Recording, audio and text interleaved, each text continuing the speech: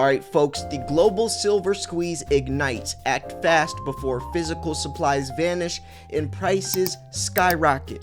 With historic shortages hitting both paper and physical markets, borrowing costs and demand are surging. Experts warn this could be the last chance to secure silver. Most people will be buying silver after the price has already exploded, but the worrying and main point of concern won't be about prices, it will be about trying to find the silver, period. Point blank, period. This is when the tables will turn, producers will turn into the consumers, and the consumers will turn into the producers.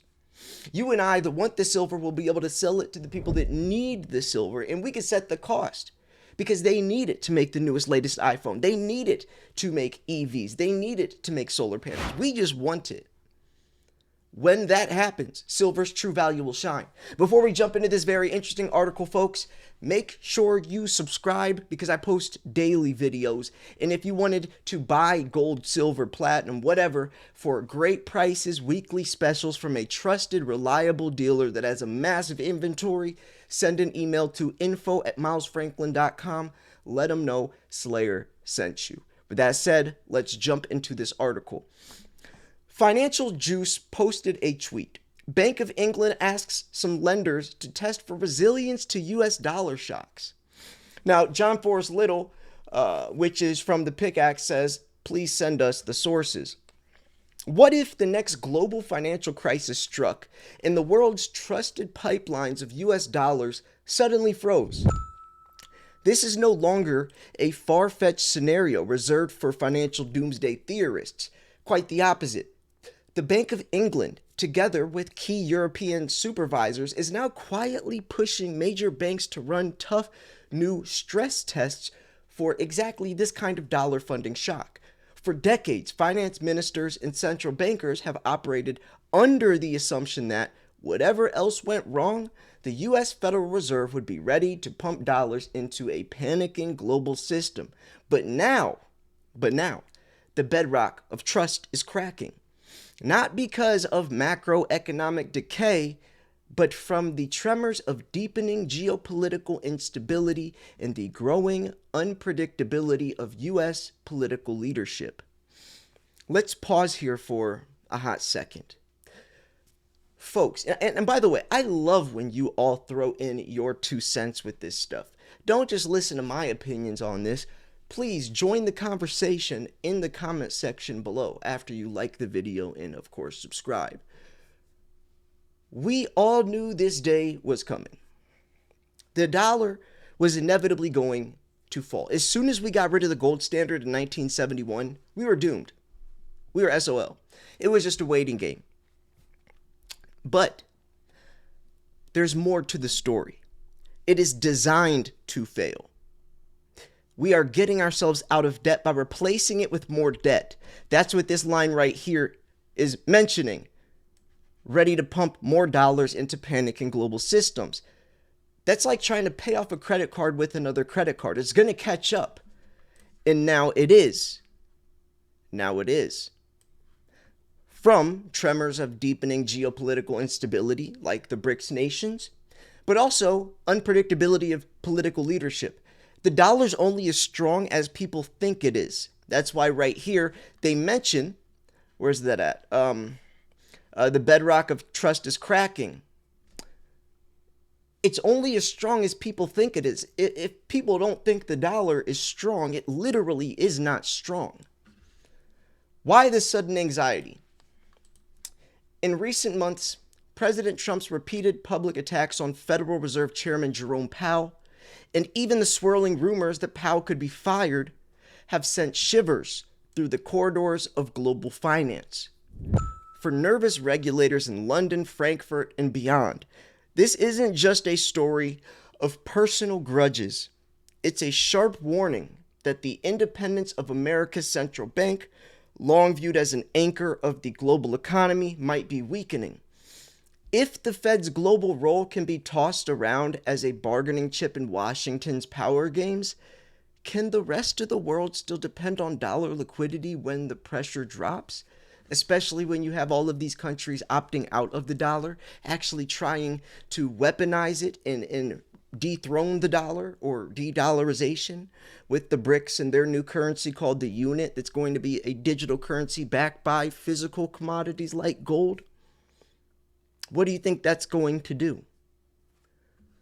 Don't you think at the end of the day you would rather put your hard-earned money into something that actually holds its value, that stood the test of time? Every fiat-based system lasts around a century. That's all. Every fiat-based system lasts around a century because it's designed to fail. That brings us to one of the quiet but crucial questions being asked in Europe. What happens if the usual financial fire hoses, the Fed's dollar swap lines, don't turn on when disaster strikes? And right, think back to SVB, Silicon Valley Bank, right? Remember how they got saved? Remember these bail-ins? What about bailouts? It's not just a hypothetical. The last 2 decades have shown how easily global banking grinds to a halt when trust in dollars becomes scarce. European banks, which rely heavily on short-term dollar funding to keep cross-border business humming, now face direct scrutiny from regulators. And by the way, folks, the reason all of this is so important, because you might say, okay, well, what does this have to do about silver? Now, I'm sure most of you don't think these types of things, but there are a lot of new stackers. The dollar and silver are negatively correlated. Silver is a direct threat to the dollar. And that's why when the dollar index is high, gold and silver are low, and vice versa. If the dollar dies, when the dollar dies, gold and silver will be king. That is the true money. If we know when the dollar index drops, silver prices go upwards, and we know the dollar inevitably is going to die, then what does that tell us about silver prices? They will go upwards. That's a guarantee. Why is it a guarantee? Because the dollar is guaranteed to fail. It's lost 98% of its purchasing power.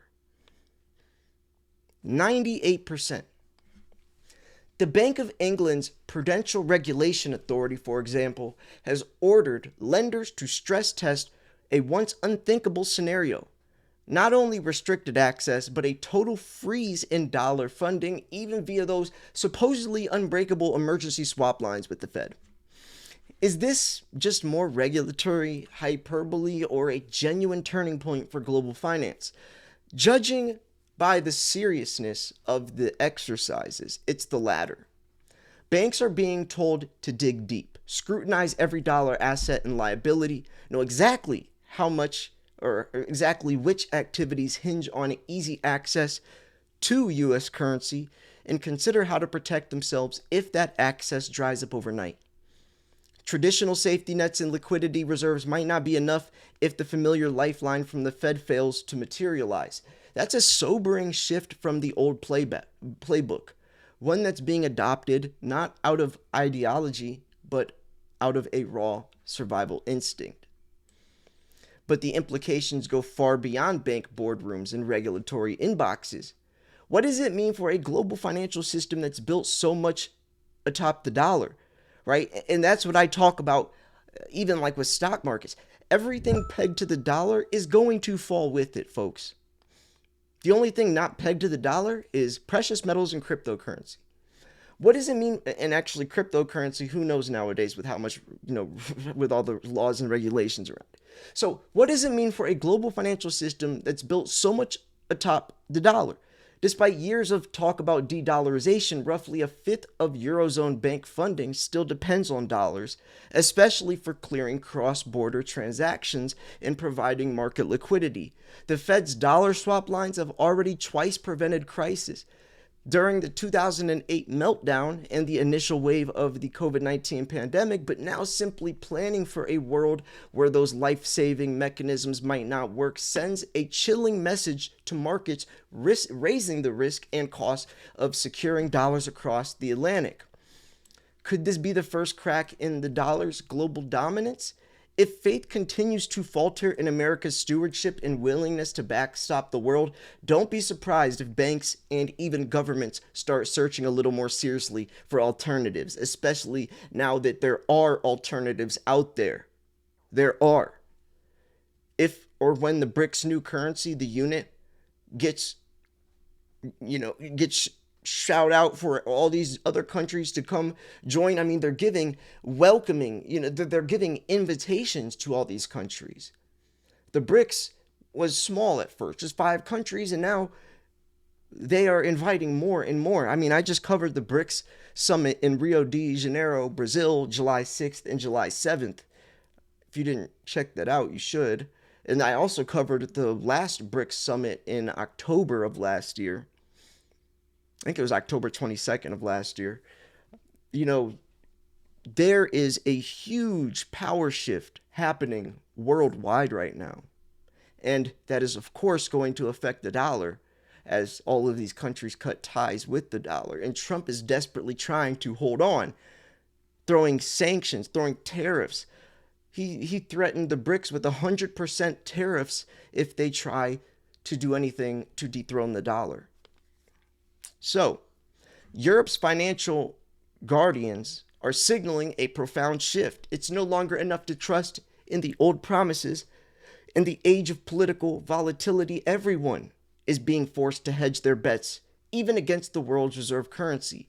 Who would have thought in 2025 security no longer stems from the capital ratios and creditworthiness? Sometimes it's about asking the right questions before the next storm hits.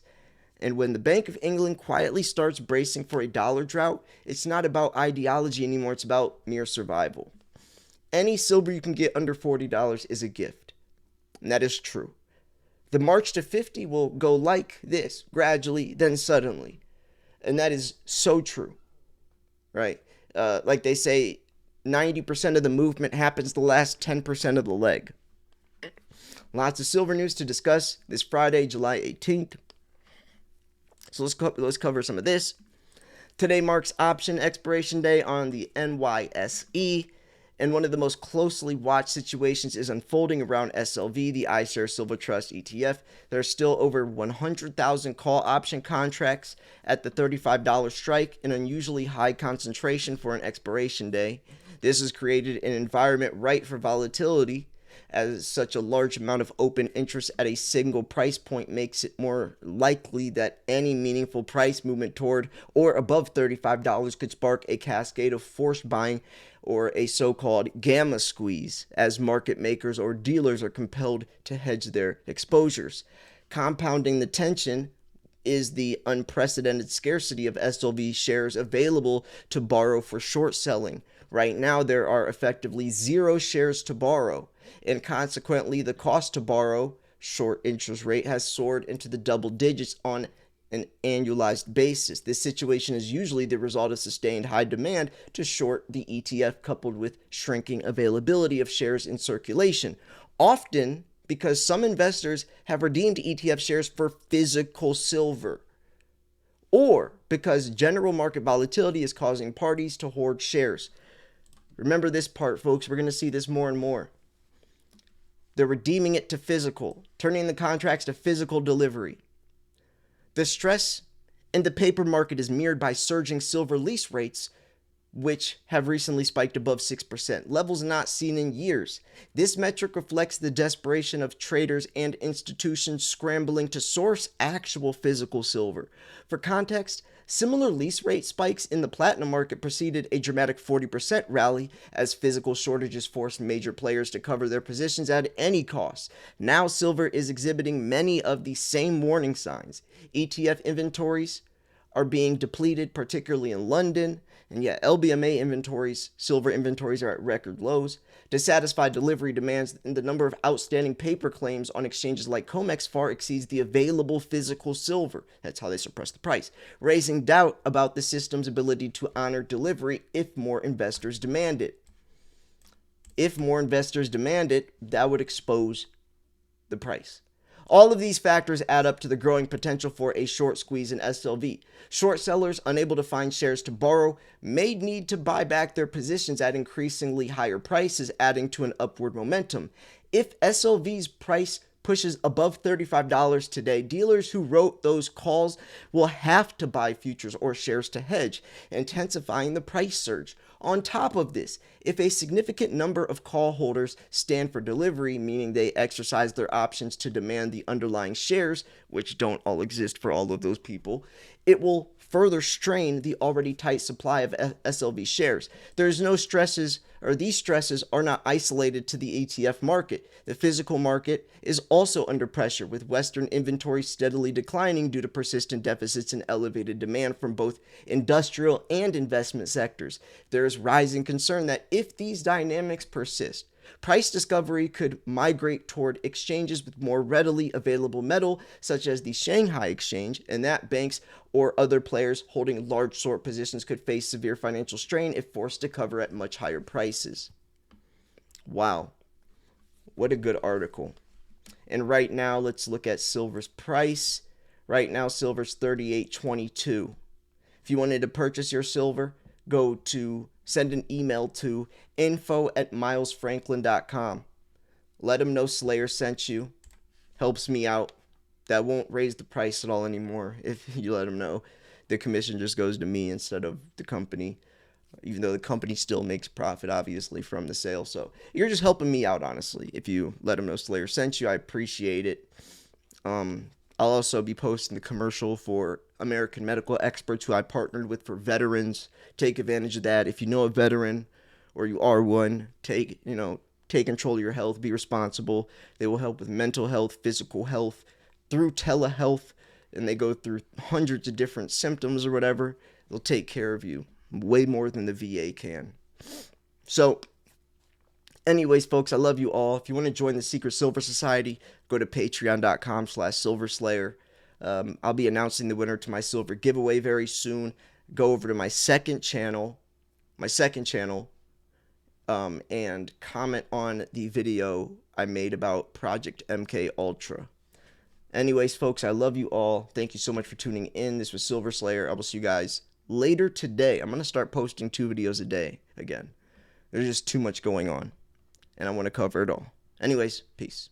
Folks, I'm so excited to announce that I've partnered with American Medical Experts, whose purpose is helping veterans get the medical benefits that they truly deserve. Over 17 million veterans aren't receiving their full benefits, and if this is you or someone you know, then act now. American Medical Experts are offering free consultations through our med team to see how we can help. The med team offers board-certified doctors who have experience working with the VA, comprehensive medical evidence for services like mental health as well. Some of these include your Nexus letter, your DBQs, your TDIUs, your AAs, and more. I want to personally thank American Medical Experts for helping veterans, but also giving me an opportunity to help veterans as well. Click the link in the description or the pinned comment to get a free consultation through our med team. Thank you so much for listening, and God bless.